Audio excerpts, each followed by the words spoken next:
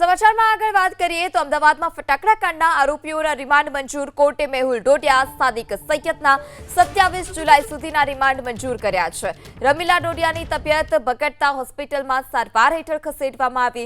આરોપીના remand માટે એસઆઈટીની કોર્ટમાં દલીલ. આરોપીઓને સાથે રાખી બનાવ સ્થળનું પંચનામું અને વધુ તપાસ જરૂરી છે.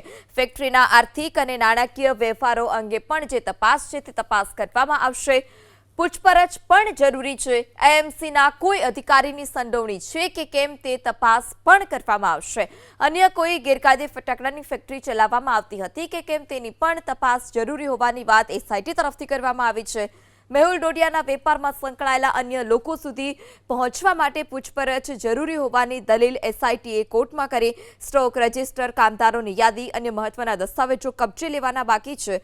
ખરીદ વેચાણની સમગ્ર ચેનની તપાસ પણ જરૂરી. બચાવ પક્ષની કોર્ટમાં દલીલ. આ ઘટના માત્ર એક આકસ્મિક અકસ્માત છે.